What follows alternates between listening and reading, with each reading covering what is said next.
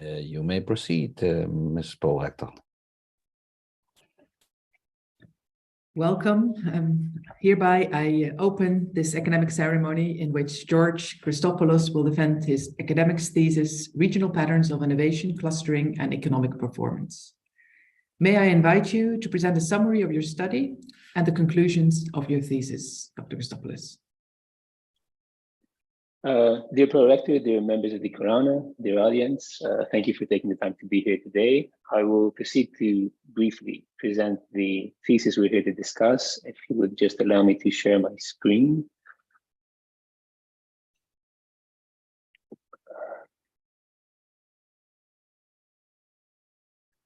Okay. Yes, so the initial motivation for this thesis was generated by the hype surrounding clusters in recent years, both in academic and policy circles, but also in the public sphere. After doing even some basic research on clusters, one quickly realized that there are many different ways to approach the issue. So from case studies focusing on particular clusters to different types of quantitative models. So the first issue I wanted to address was how to identify clusters in a way that integrates different elements of the related theory, but also provides added value in terms of policymaking. The second issue I wanted to look into was the link between cluster presence and different aspects of regional performance. So after having created a new cluster indicator, I thought the next logical step was to examine what types of connection can be observed between clusters and indicators of economic performance. So in order to answer these questions, I constructed an indicator which incorporated 3 dimensions of the related literature. The starting point is the literature on the benefits of industrial agglomeration going back to Marshall, and focusing on theoretical approaches such as innovation systems. In order to capture this concentration of innovation-related activity, all the data were transformed into location quotients with the NUTS2 level as a basis for the calculation of relative concentration. The second dimension of the indicator concerns the integration of different stages of technical change, invention, innovation, diffusion. In other words, the generation of new ideas and the use of these new ideas in commercial production. Now, these phases are often examined in isolation as part of a linear process by focusing, for example, only on R&D and patents or on manufacturing. So, in my opinion, at least, the main original element of this indicator is that it approaches the innovation process as holistic, with the use of Eurostat structural business statistics on manufacturing employment and patent microdata from OECD's RegPat database. And the third dimension of the related literature embodied by this composite indicator has to do with the transcendence of artificial boundaries traditionally imposed between industries and technologies. So while these taxonomies are obviously useful in research and policymaking, the goal of the present work is to allow for patterns of complexity to organically emerge from the data without applying a priori categorization. Now, the application of this methodology led to the creation of 5 cluster categories: motor and electronics, wood and metal, computer, textiles, and chemicals. Now, looking at the composition, the picture that emerges is one that points towards concepts such as related variety, in the sense that clusters are not narrowly defined in industry terms, but include activity in different industries that are connected in terms of research and production.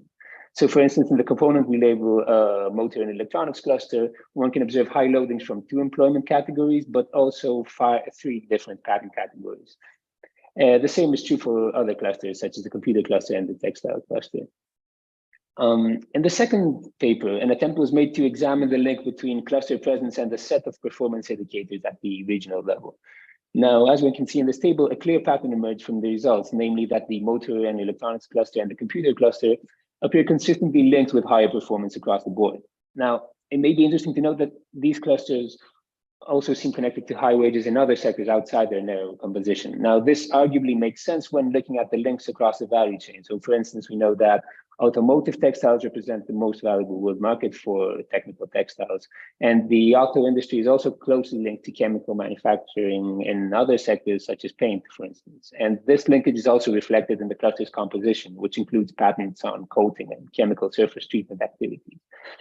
Another notable finding, in my view, is that the wood and metal cluster is linked to positive non-technological innovation. Now, this finding is in line with the view that traditional clusters are usually overlooked in the innovation literature, but they do tend to systematically engage in types of informal, non-technological innovation. The third paper examines the coexistence of two forces that can be viewed as competing when it comes to regional performance, namely agglomeration and convergence. Now, agglomeration may be viewed as contributing to divergence since it creates a type of virtuous cycle which enhances the competitiveness of regions with strong clusters. In other words, highly skilled workers tend to move to places where other high skilled workers are located, for example. Now, this process of cumulative causation leads to less advanced regions being left further behind, often falling victims to what has often been labeled as backwash effects. On the other hand, convergence theories assume that weaker regions will catch up by absorbing flows of production capabilities from more advanced regions. And the rationale behind this assumption is mainly based on dynamics related to the neoclassical theory of diminishing returns. In this paper, different spatial econometrics methods are used in order to capture this quote unquote stealing of production capabilities previously mentioned. So the findings of this analysis paint, in my view, an interesting picture. Specifically, a negative effect of initial GDP was observed, which points towards convergence. However, this was accompanied by negative growth spillovers, a positive link of quality employment concentration, and negative spatial effects of the aforementioned concentration. Therefore, the findings in this paper indicate that these two forces traditionally viewed as being in opposition appear to coexist, at least in the period under study. Now, in the final paper, I examined the link between cluster presence and another type of regional performance, unemployment. Now, based on the findings of the second paper, one would expect that the two clusters connected with higher regional performance would also be connected with lower unemployment. However, the findings painted a different picture. Specifically, the motor and electronics cluster does indeed appear to be connected to lower unemployment. However, this is also true for the wood and metal cluster and the textiles cluster. Now, why may this be the case? I mean, first of all, it is important for me to remind that this cluster indicator depicts the presence of a certain type of so-called traditional industry clusters. Specifically, it captures the concentrated co-location of patent creation and manufacturing and employment related to these industry groups. Therefore, it doesn't simply measure narrow concentrations of so-called low-tech manufacturing activity, but it points towards something different than the presence of locally embedded innovation systems. Consequently, in the case of these clusters with traditional industry profiles, we can expect cases of regional economies that are evolving through diversification and upgrading. And this is also backed up by looking at specific regions in the top 10 of each cluster category, both based on case study literature, but also firm data from the Orbis database. So for instance, in many wood producing regions, the use of forest biomass has shifted towards renewable energy. And when it comes to textiles, for example, the industry has diversified towards technical textile production. So when starting out the attempt to create this cluster indicator, there were many reasons, at least in my view, to believe that this effort would be pointless because maybe the cluster types that would be identified would resemble existing sectoral taxonomies so closely that this approach would essentially offer no added value. On the contrary, and this was a great fear of mine, that maybe using such an open-ended approach, the picture that emerged would be so convoluted that no discernible patterns could be identified. Yet, what emerged from the data was a picture that corresponded to a significant extent to the theoretical foundations on which the methodology was constructed. So certain patterns of concentrated patenting and manufacturing that were homogeneous enough to be classified into distinct groups, but heterogeneous enough to highlight the need to move beyond sectoral taxonomies when studying innovation systems. This approach helps capture the branching to new sectors that may not have been as strongly related previously. Now, the second major conclusion is that the link between clusters and regional performance is neither static nor uniform. While a certain type of technology-intensive cluster, for instance, may be connected to higher wages in certain sectors, it may also be connected to lower employment growth due to factors such as higher automation achieved in production, for instance. On the flip side, while certain traditional clusters may not appear related to radical types of innovation and productivity growth, they may foster more, let's call them low-key organizational types of innovation that help them remain a consistent driver of regional employment and resilience. Therefore, and I will close with this, the broader conclusion regarding further research and maybe also policy implications is that it is useful to constantly adjust assumptions in accordance with the transformations taking place in the economy. And In the policy level, this can translate in tailor-made policy initiatives that will help build on regional advantages and support the potential for diverse evolutionary paths. Thank you, and dear Director, I will give the floor back to you. Thank you, Dr. Christopoulos, for this very concise presentation. And the opposition will be opened by the chair of the assessment committee, which is Professor Dr. Robin Cohen, and he's professor of the economics of technical change at UNU Merit. Thank you, Prorector. Dear candidate, dear George, let me begin by congratulating you on having finished your thesis. I know that it wasn't the only thing you were doing while you were working on it, so extra congratulations for keeping two balls in the air at the same time. I enjoyed reading it very much. In fact, it took me back in time to some of my ancient concerns, and it was nice to revisit that, looking at things from a new lens, through a new lens. So I like that very much. So congratulations on this nice piece of work. When I was reading it, I was stuck for a long time on table 3.7. I believe that's the table, in which you present the wage effects in different industries of being located in different clusters. And I seem to have lost my notes. At one point, what you observe, for example, in the automobile cluster, wages are high in different industries, and in the computer cluster, wages are high in surprising industries. In the automobile cluster, I can sort of see it because a lot of those industries feel like they're supplying the automotive industry. Automobile, I realize is not the right word, but that it sort of dominates in your discussion. A lot of the industries where wages are high tend to be inputs to a lot of the automobile industry, which is not the case in the computer cluster. It's hard to imagine the motor industries supplying to the computer industry. So the first thing that I observed about that is the dynamics or the explanation for those two rows in the table could be quite different. So that's one thing you might comment on. The second thing, however, comes from one of the conclusions you draw about interrelatedness. So at one point on page 85, you say, once again, when you're talking about the computer cluster, once again, we find indications of the effect that sector interrelatedness has on wage dynamics. So what I'm interested in is, and this is in a way a very, very general observation or question. General Motors, to take a firm, uses computers. The car industry uses computers all over the place.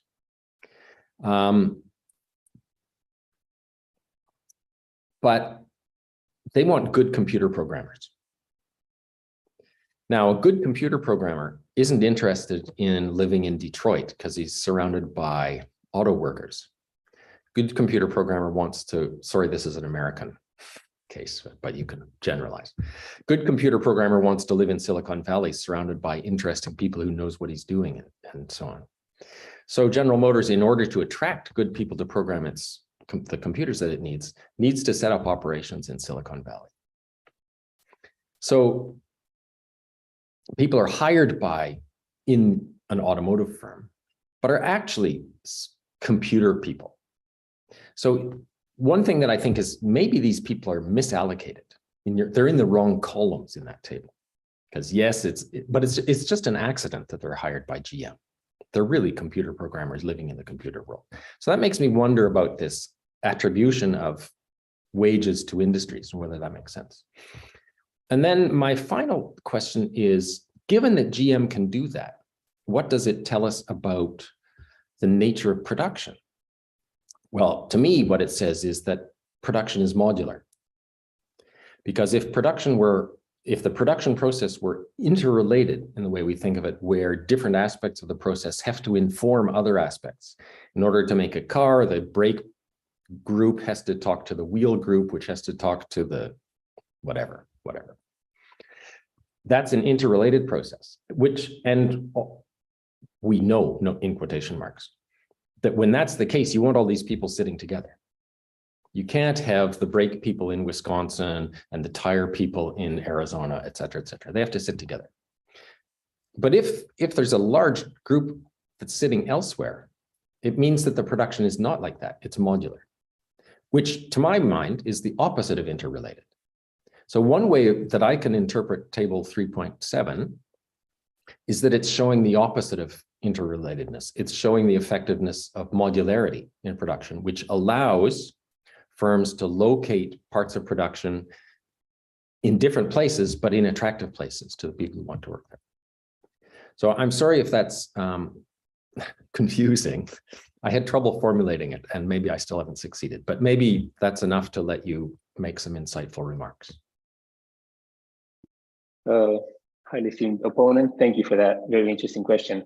I absolutely understand the rationale behind the question, of course, but in my view, these results do indicate that when we're looking at these regions, right, when we have a computer cluster, let's say, or a region where this indicator scores higher than that, the fact that, as you mentioned, you may have, let's say, developers working on things that are hired by an automotive company, but are located there, for me, that indicates exactly the interrelatedness between the, let's say, software industry, for example, and the, again, car manufacturing industry, to put it very simplistically. So if someone is hired by Tesla, to return to your example, for instance, and he or she is working on, let's say, deep learning for, I don't know, automatic driving or whatever, the fact that it's useful for them to be located in Silicon Valley means that they probably, I mean, at least means that they interact with other people, with other organizations. It allows them to share knowledge. It allows them to share know-how, which leads them to produce added value, which is used in another sector. So in my view, these results point exactly towards that, so that in clusters of a specific industry, in this case, computers, you have people that generate knowledge, which is directly used potentially in another cluster, and the higher wages in these other industries may arguably point to such a phenomenon, in my view. Thank you. May I ask a short follow-up? Is there a difference, in your view, between interdependence and interrelatedness?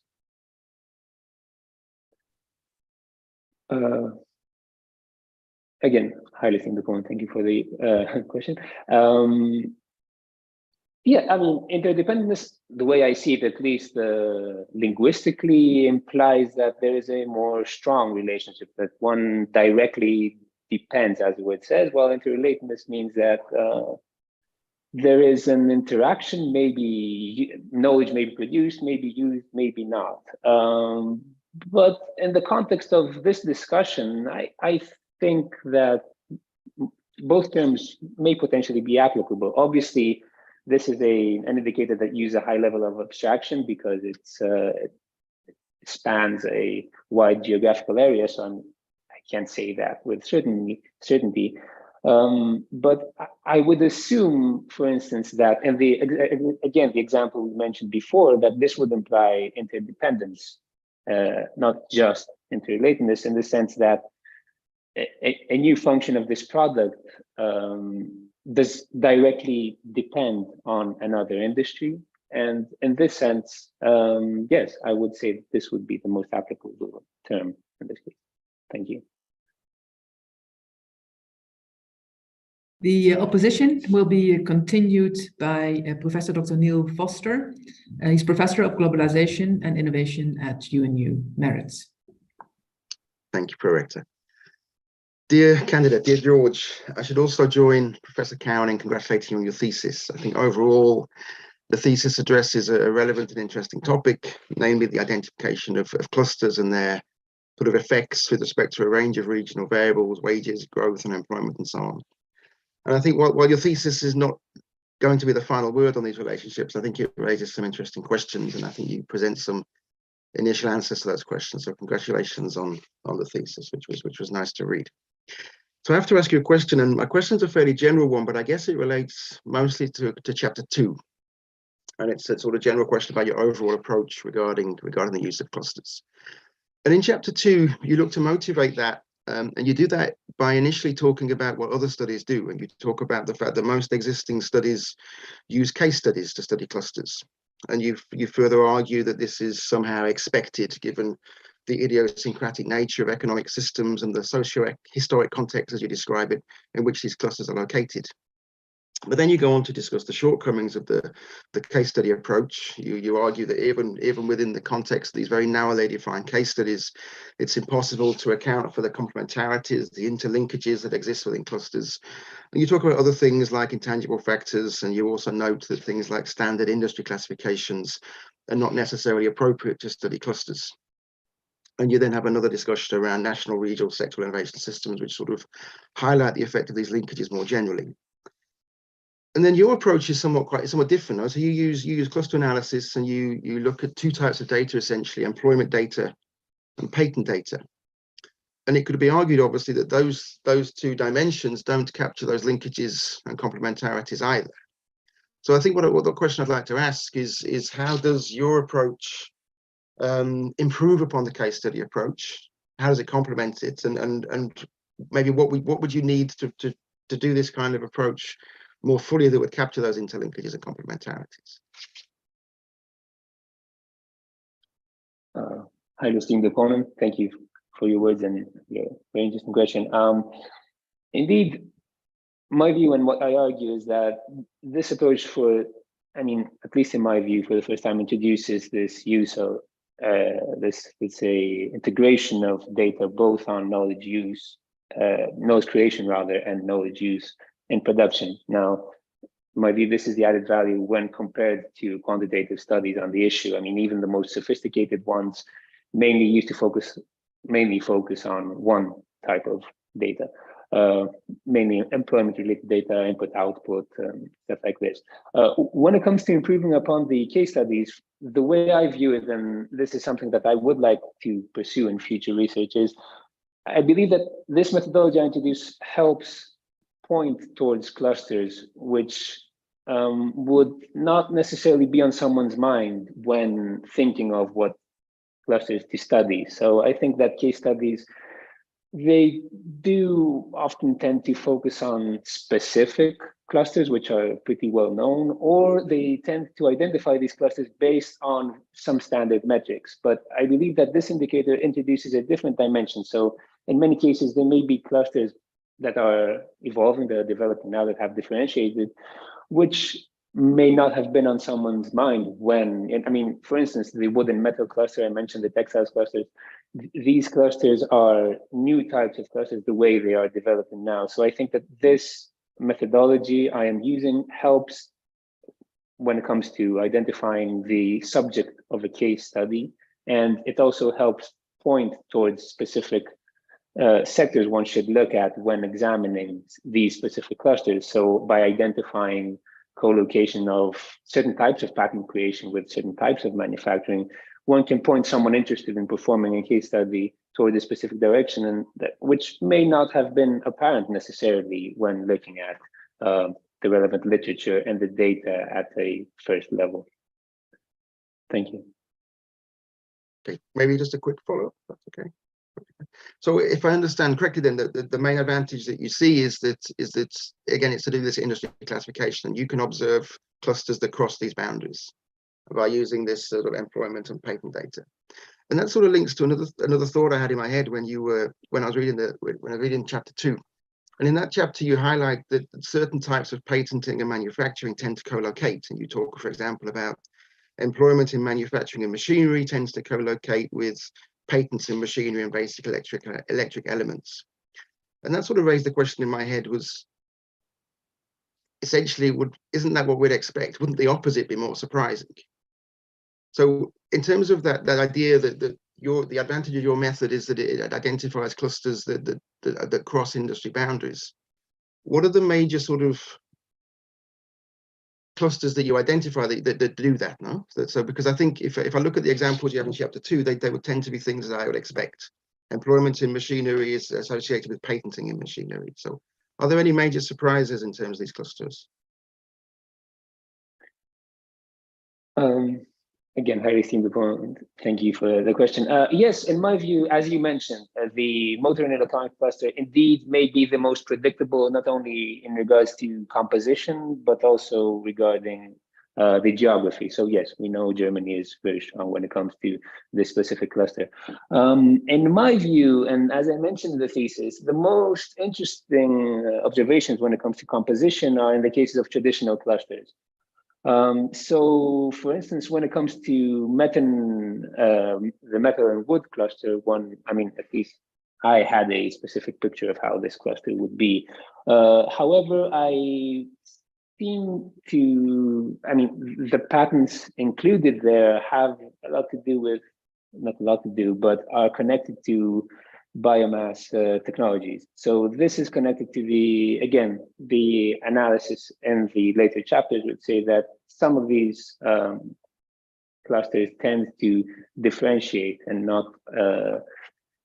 not stick to the, wood and metal, to mention a specific example, I knew that it meant paper and pulp production, let's say, for instance. But in this case, and looking at case studies in conjunction, I saw that no, this is used now in different technologies, actually mainly in different technologies. So if you look at some of the main clusters, the main use of metal and wood now is in energy related and sustainable energy related biomass use. So for me, that was very interesting, and actually it formed the basis for the last chapter because I wanted to look more into these clusters. Thank you. The opposition will be continued by Professor Dr. Marjolein Kaniels, who is Professor of Organizational Learning at the Open Universiteit. Thank you. Dear candidate, dear George, well, my congratulations for your interesting dissertation. I had great pleasure reading it, and I think it was very well written. I liked the topics that you chose to combine, regional clustering, innovation, economic performance. So I was very excited about reading your study. Having said that, I have a few remarks. You make the point that it is important to capture the dynamics of the nature of production. And you want to illustrate how innovation systems, ecosystems evolve.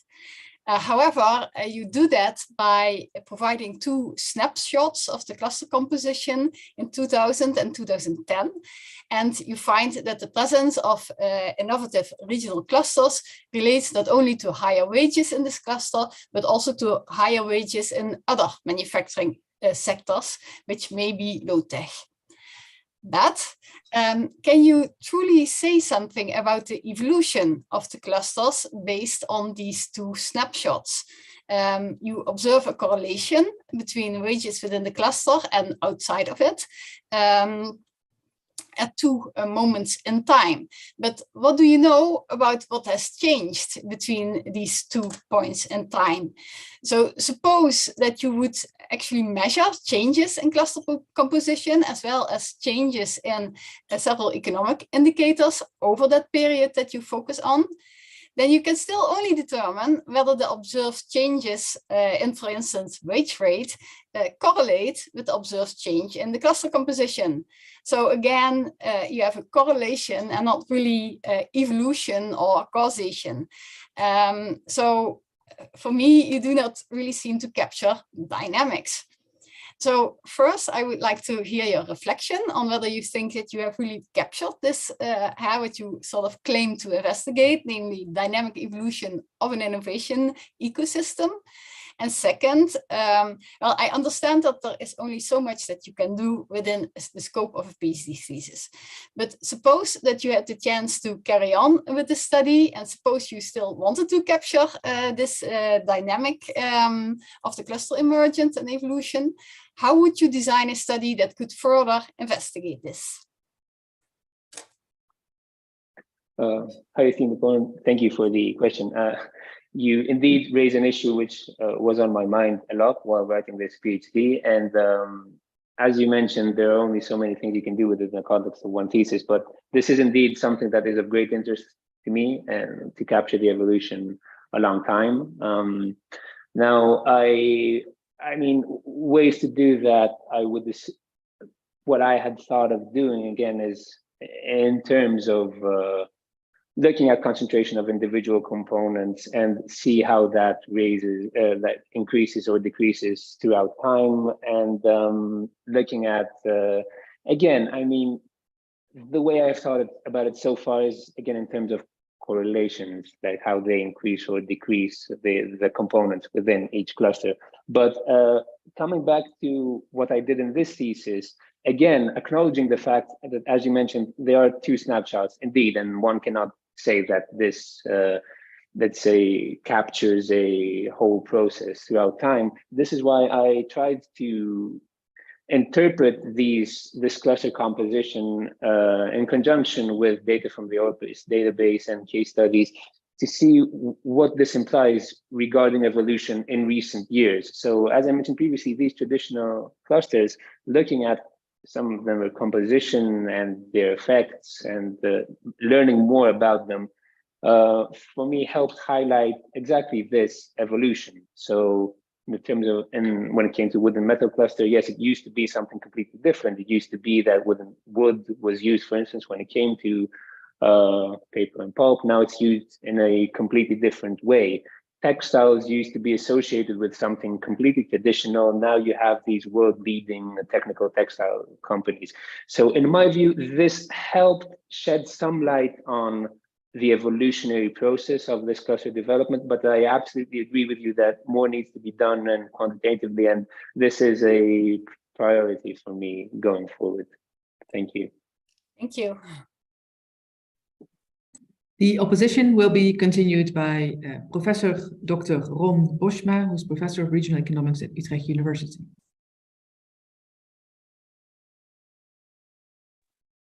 Yeah, thank you, Pro-Rector, and thanks for inviting me and giving me the opportunity to participate in the PhD defense of George. George, nice to meet you. So congratulations with your thesis. It was a joy to read. So well done, and the cluster concept that you have explored. It looks very interesting the way you did it. Of course, I have questions. I have a number of questions that I would like to share with you and start up a discussion. The main characteristics of your cluster concept is co-location, pure co-location of R&D and production. And then I was reading the thesis, and the main source of inspiration is the innovation system literature. Right, I even can quote in your concluding chapter that you see your cluster concept as an attempt to operationalize the concept of innovation system. And I was a bit puzzled by that, because as we all know, the innovation system concept is a network concept. It's a systemic concept in which the literature is focusing on what type of organizations are involved in the innovation process, to what extent they interact and provide complementarities between each other, and to what extent type of institutions might actually make that happen or not in a particular geographical context. So it is a network concept or a systemic concept, but the way you define it is pure based on co-location, not looking at linkages and interaction. So my question is, why did you not look at linkages? Well, the data are there, patent data are there, R&D collaboration data are there, so you can make linkages between technologies and industries, so that would not be a problem. So my first question would be why you did not opt for that particular research strategy, Also because if I look at your results, if I look at your top 10 cluster regions among the 5 clusters that you distinguish, I see a number of cases like, well, let's stick to the Netherlands that I'm most familiar with, the province of Drenthe. That scores very high in the top 10 of the chemical cluster in your empirical work. Well, I know that there is no innovation there at all. It's just based on a few big chemical companies that most of them, they come even from outside the region. So they are not rooted, they're not embedded in the regional system as the innovation system concept would prescribe. So my question is, why did you use the innovation system literature as a source of inspiration? Well, empirically, you do different things. Thank you.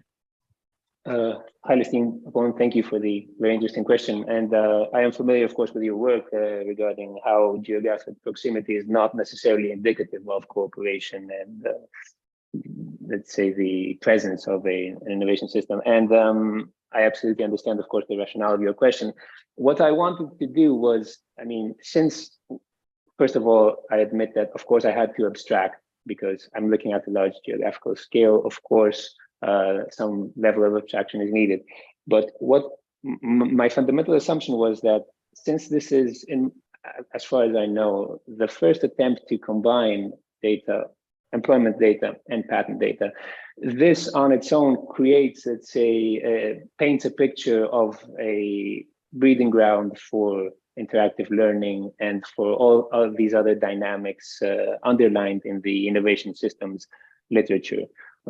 So I believe that the fact that if you have knowledge generation and knowledge use in certain related sectors in a specific location, it is likely, of course not certain, that there is some type of interaction there.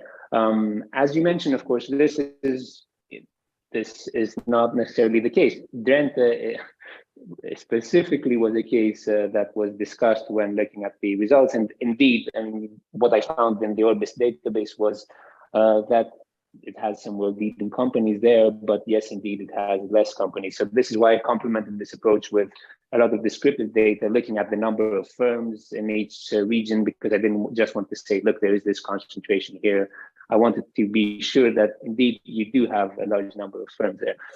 But again, as I mentioned previously, I view this approach as, let's say, a tool to help identify potentially interesting clusters and help identify evolving dynamics in terms of linkages between different industries. And having identified such clusters, I believe that then you can go in and look at more detail.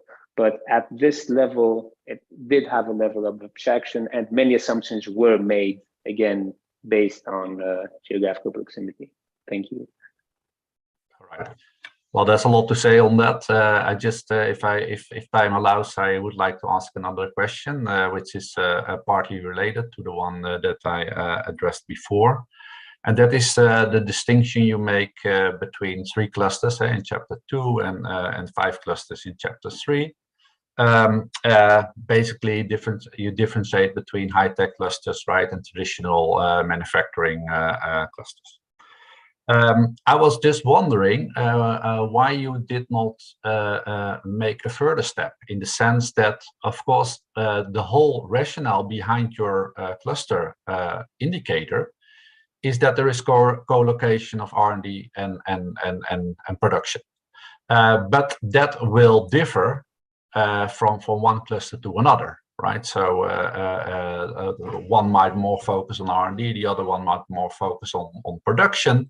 And I would have been very interested to see to what extent in that differentiation the performance of clusters would differ, right? So do you really need to have a lot of R&D and production together, or if you focus more on R&D, even your wages would be higher, and then that and the economic performance of the region would also be higher. So so I was just wondering why you did not exploit that indicator that you developed yourself to a larger extent, and to relate that to your performance indicators in later chapters. Thank you. Hi, and thank you for the question. This is indeed an interesting question. One of the reasons I didn't do this is because I thought there would be a bias based on industry, because we know that some industries have a higher propensity to patent compared to others. So I thought that if I did this, I would essentially be measuring this propensity to a certain extent. And I thought this would not necessarily be indicative of something more. Of course, I absolutely understand the validity of your argument, and this is one of the things I was thinking of looking more into, but the way I was thinking about doing it was going into a specific cluster and comparing regions, and not going cross-region, cross-cluster, which is what I did within the context of this analysis. Again, because I thought that there would be a significant, let's say, industry bias regarding the propensity for R&D spending, for patenting, or everything like that. Thank you. Well, of course, you can control for that, right? So in your empirical exercise, but I think it would also provide an answer to the question that many people are raising nowadays, is right, that do you indeed need to co-locate R&D and production in order to stimulate innovation, right? You have now the whole reshoring argument, the deglobalization debate, in which they say, well, it might also be a good thing that manufacturing will come back to Europe, and they should again be located close to the R&D, because that would be more beneficial for the innovation process. So in that sense, I think your data also allow you to investigate that more deeply.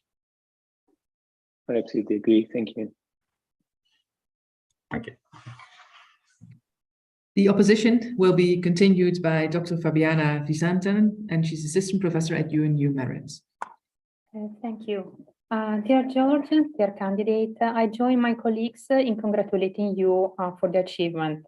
I enjoy reading your work, and I think that in a period during which we are talking more and more about globalization, it is important to reflect about dynamics at the local level.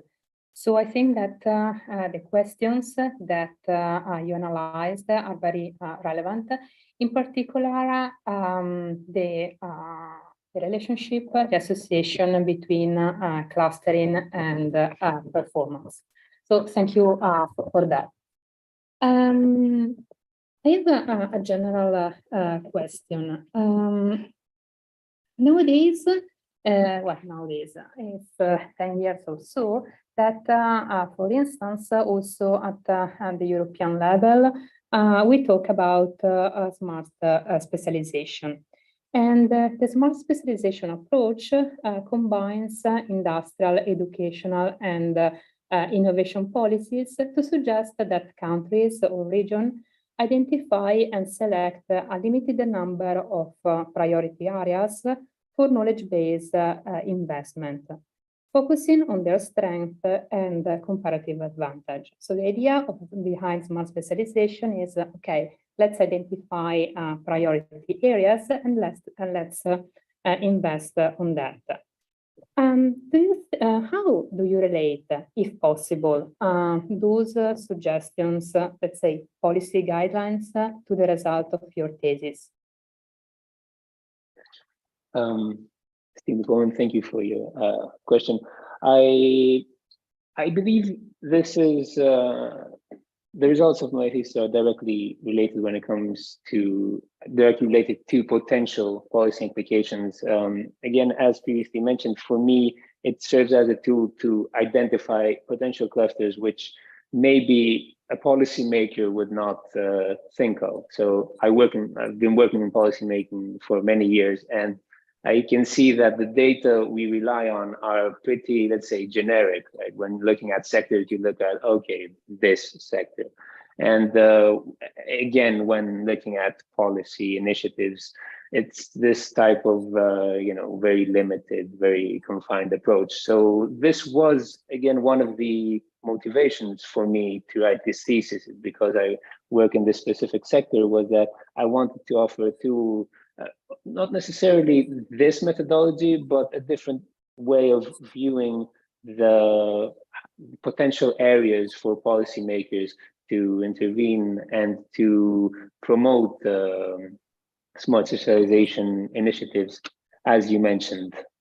So that was for me a core motivation, and I think it directly links to the fact that we see many regions that have evolved. They have a differentiated knowledge base, let's say, and this is something that is not always clear to policymakers, because policymakers have these preconceived notions and they are based on a very limited set of data interpreted in a very specific way. So yes, I believe there is a direct relation of findings of my thesis to smart specialization strategies, and this was one of the goals. Thank you. Okay, thank you. Do we have time for a second question, or should we do a second round later? Okay, so thank you. As a follow-up, because you discussed a bit also the messages that we are providing to policymakers and possible suggestions. On that, I think that it is important the fact that you relate clustering with performance. And I was a bit surprised, like you, I think, on the result of chapter 5, because as you stressed also in your presentation, it can be unexpected to find positive relations between employment and mature clusters. On that, I was thinking, because now you consider unemployment in general. Do you think that your result would change by considering employment by typology? So let's say, for instance, the demand of low-skilled employees and versus high-skilled employees.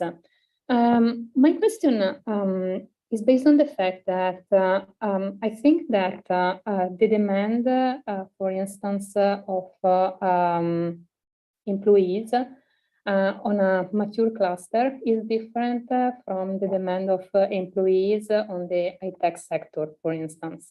And I assume that mature clusters, they have a higher demand for low-skilled employees.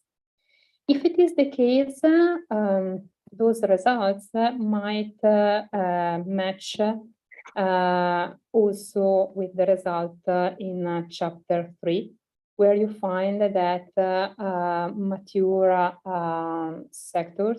mature clusters, are associated with lower wage. So if you can share your thoughts on that. Thank you for your question. Yes, indeed, that would be a very interesting field for further research, and this is something that interests me particularly because this is literally exactly the field I work in, and this is one of my main thoughts for further research. Yes, I would expect that there's a different skills profile, let's say, for when it comes to employment connected to different clusters.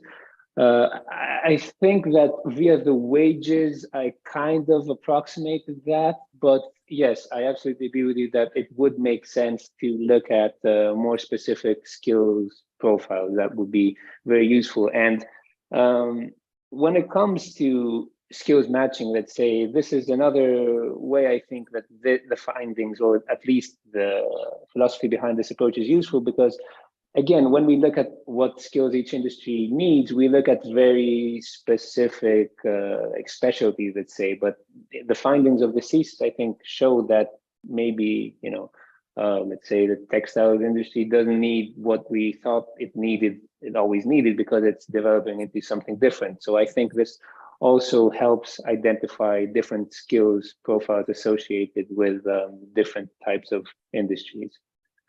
Thank you. Thank you, George. The opposition will be continued by Dr. Undor Nomaler, who is a researcher at UNU Merits. Dear candidates, also my compliments for your thesis and your accomplishments. So indeed, it was a joy to read your thesis, but at times it was also a little bit of a pain, because although you just do a great job in motivating your questions and discussing your results on the basis and interpreting your results, so you just certainly make less effort in motivating the methodological choices you have. And of course, this relates to the part where you apply principal component analysis. But as you know, the principal component analysis is a way to reduce dimensionality, and it comes at the expense of losing variation in the data and information. So, but knowing that, I wonder why you chose to do it in 3 steps, because you could have applied just one level of principal component analysis on your combined data of employment shares and patent data, and then you would have results. So why did you feel the need to torture the data in 3 consecutive steps instead of 1?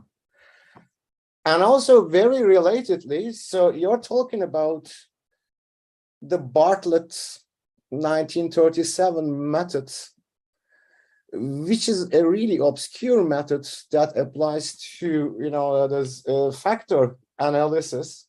Okay, so it's a special method of scoring.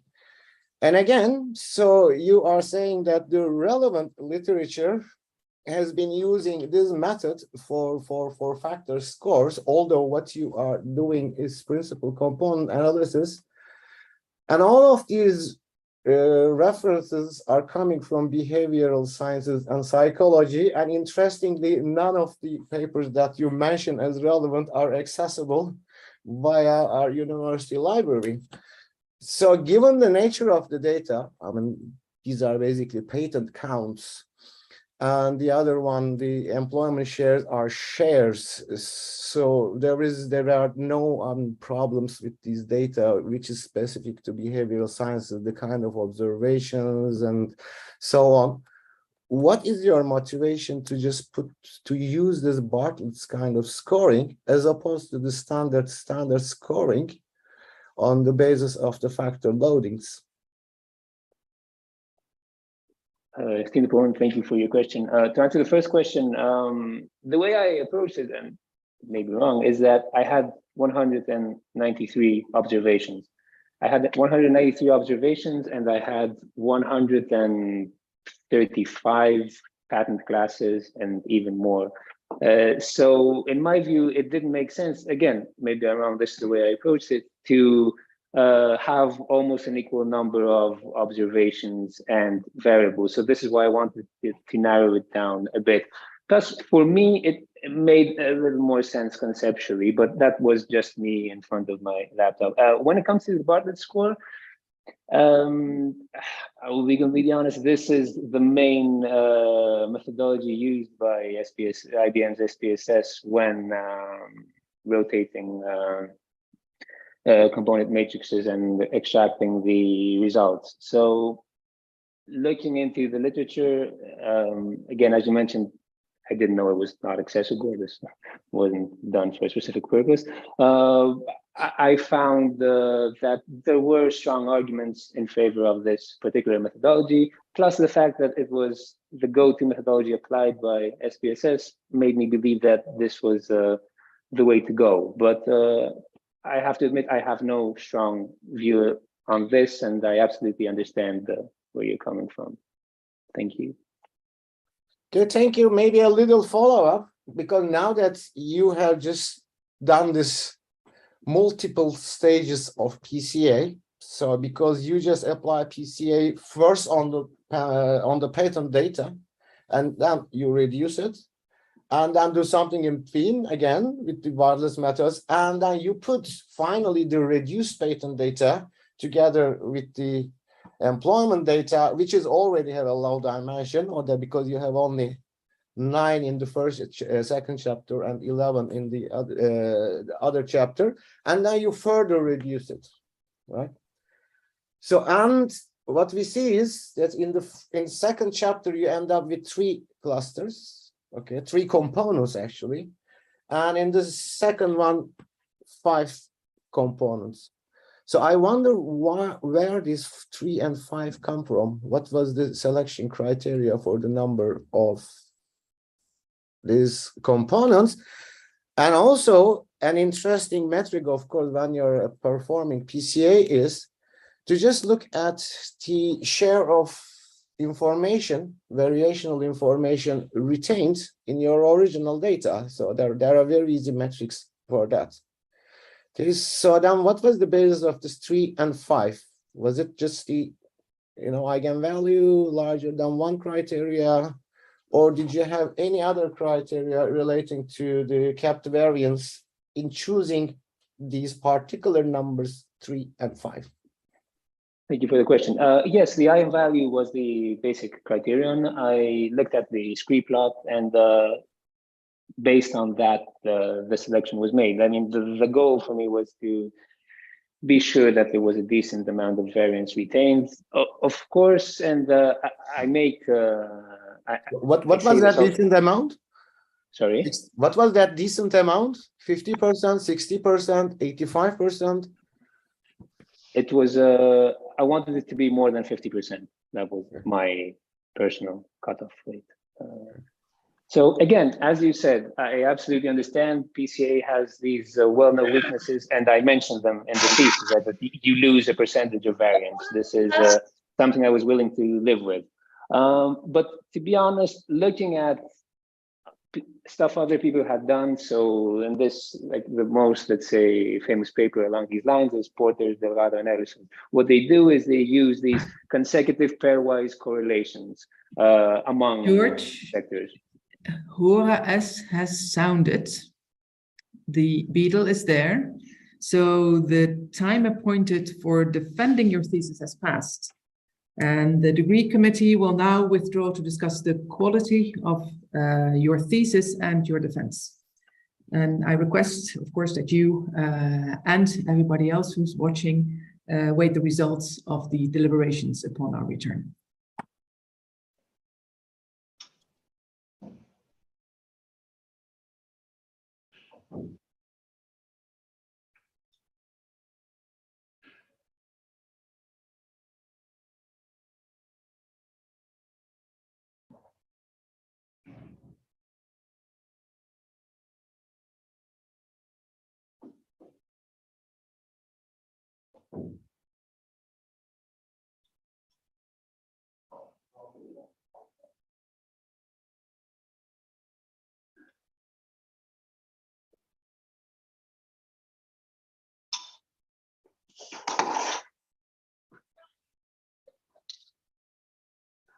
Luke, are you there?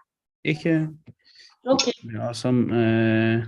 There is something not going fine. I'm going to fix it 1 second, please.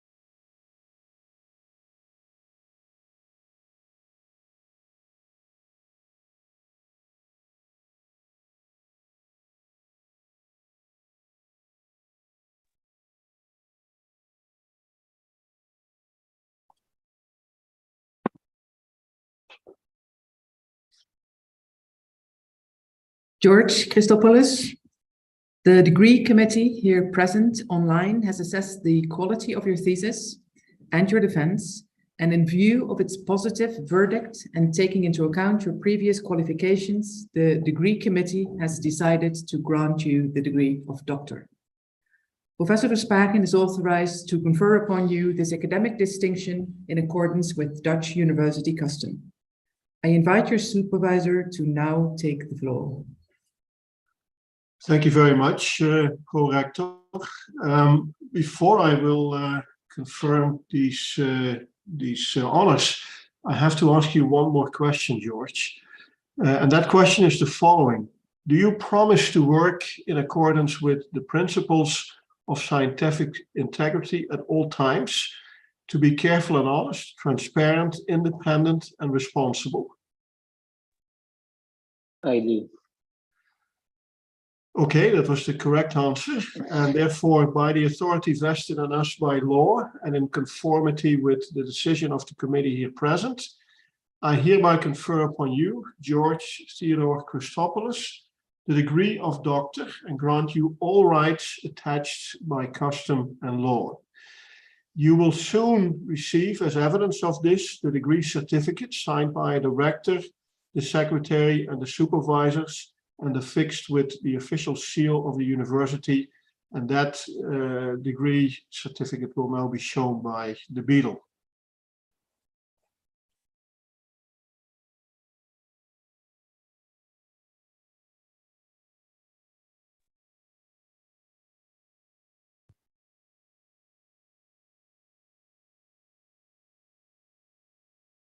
Congratulations also from my side. I think I'm unmuted, so you can hear me. Dear George, Dr. Christopoulos, congratulations with successful completion of your PhD thesis, the defense. I think it's a great accomplishment and well-deserved, especially because you did it part-time. So indeed, finding time in the evenings, in the weekends, next to your job at the Greek government, it's really an accomplishment. Moreover, supervision was mostly done at large distance. And it's actually quite funny, because you point at the benefits of being co-located, and here we are, far apart. But yeah, most of the supervising, the meetings we had, and even today, it has been taking place, being located at large distance. But it's all makes it really a great achievement, and so well deserved, like I said. It started years ago, I think with a letter you wrote to SBE. I didn't actually know if you expected not to have an economist, but a geographer as a supervisor. But I'm grateful to Bart that he suggested to supervise you together. And I'm not going to emphasize how many years ago it was, because I may even have caused some delay. I'm into more qualitative work, so we discussed things like doing studies on ICT in Greek clusters and how they use and produce ICT. But I think, it was great to work with you. Also, for instance, with work on the regional innovation reports for North of England, a report for the Business Innovation Observatory on optimal recycling and big data and blockchain. And I think you even liked that, although I don't think it delayed you, but you like to do that also. And you said it shifted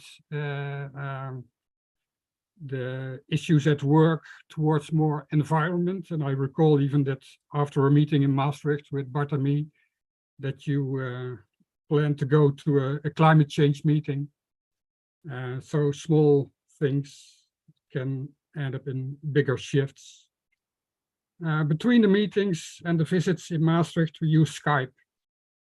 And this week on Wednesday, because we had Wednesdays at around 8 or 9 o'clock my time, so late in your time. But last Wednesday, I watched Ajax lose in the Champions League, and I recalled those better days, the better times when Ajax was winning.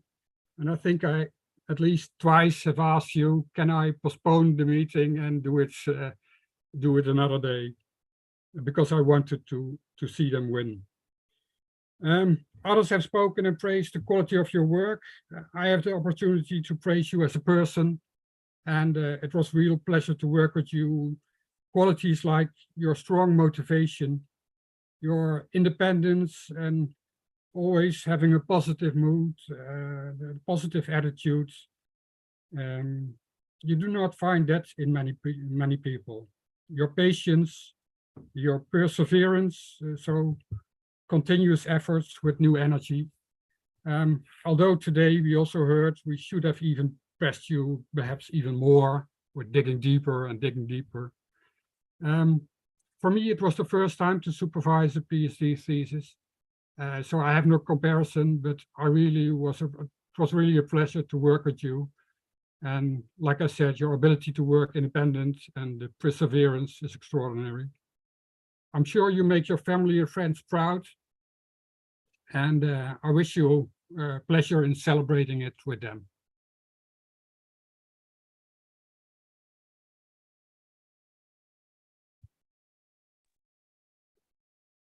Dear Dr. Christopoulos, also on behalf of Maastricht University, of course, I congratulate you with the degree you just acquired. And I hereby declare this ceremony ended.